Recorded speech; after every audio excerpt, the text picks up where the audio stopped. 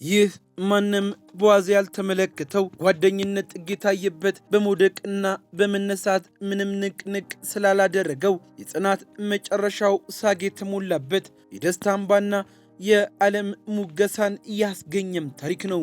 ከኤቭሩ ጎዳኖች እስከ ባላንዶር መድረክ የደረሰው የኡስማን ዴምቤሌና የሙስጠፋ የወዳጅነት ታሪክ ብዙ ጥቁር ተጫዋቾች ደርሰው ሳያገኙ የቀሩትን ባላንዶርን መጨረሻም አንድ ጥቁር የዓለማችን ምርጥ የእግር ኳስ ተጫዋች ሽልማቱን ባላንዶርን አሸናፊ መሆን ሲታወቅ አዳራሹ በጭብጨባ ተናወጠ።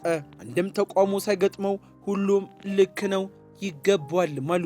በወቅቱ ፈረንሳዩ ተጫዋች በትልቅ የደስታ መንፈስ ተሞልቶ ወደ መድረክም ወጥቶ ሲቆም ግርግሩ ሙገሳውም ለሱ ምንም ሆነ። ይልቁንም ትኩረቱ ወዲያውኑም ወደ መድረኩ ፊት ለፊት ወዳለው ወደ አንድ ሰው ማቀና።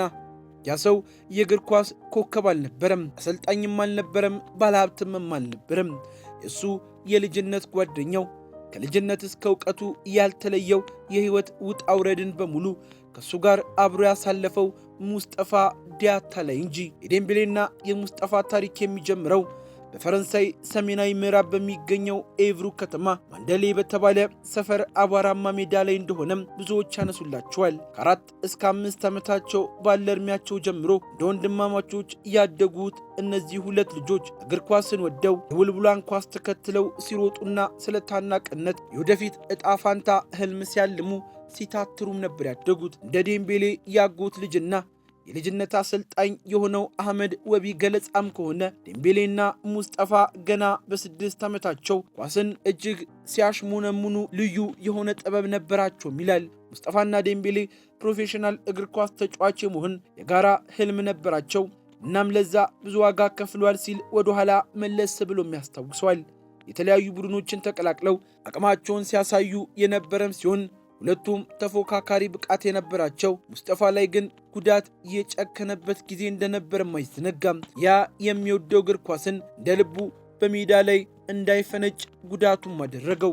እናም እጣ ፋንታ ለሙስጠፋ የተለየ መንገድን ቀይሶ ዴምቤሌ ከሬንስ ወደ ታዋቂው ቦሩሲያ ዶርትሙንድ አልፎም ወደ ህልሙ ባርሴሎና በማቅናት ህልሙን ሲኖር፣ የሙስጠፋ የእግር ኳስ ጉዞ ግን በጉዳት ምክንያት ከሜዳ እንዲገለልም አደረገው።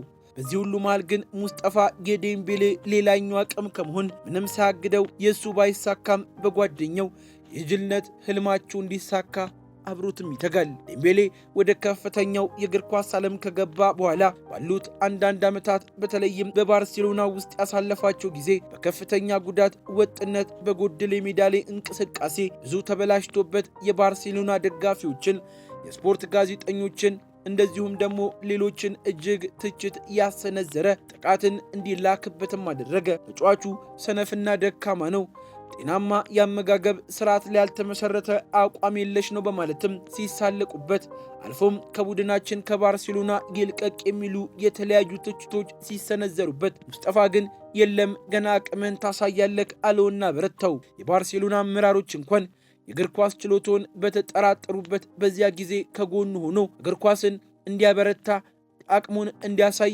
ሙስጠፋ ዴምቤሌን ያግዘው ያበረታውም ያዘ። እናም በማይናወጥ ጽናት አብሮት ከጎኑ እንደሚቆም ማሳየው።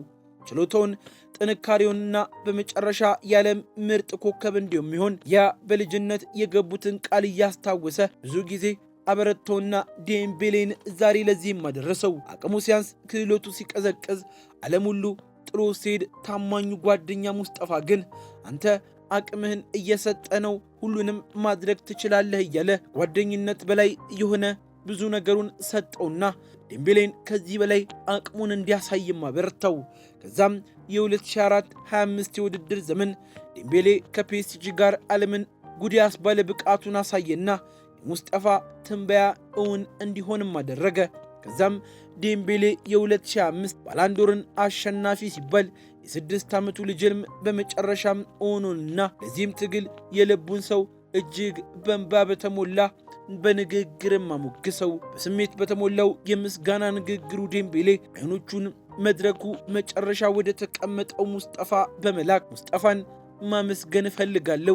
ገና የ4 የ5 ዓመት ልጆች ሆነን ጀምሮ አብረን ነበርን። ሁሌም ከኔ ጋር ነበር፣ ሁሌም ይደግፈኛል። አንድ ቀን ያለ ምርጡ ተጫዋች እንደመሆን ሁሌም ይነግረኝ ነበረ ሲል ለዓለም መልእክቱንም አስተላለፈ።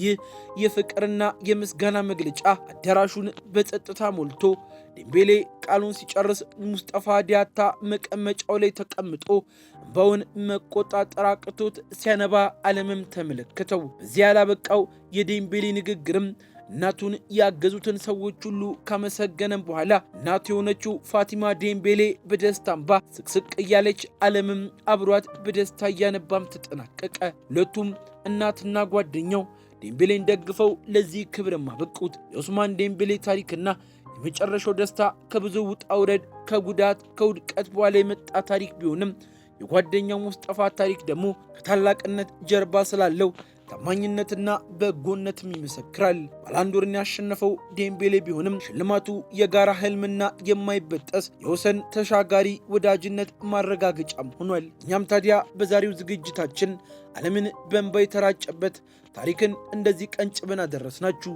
ለቻናላችን አዲስ እንግዳም ከሆናችሁ ሰብስክራይብ በማድረግ ቤተሰባችን እንድትሆኑ ጋብዝን።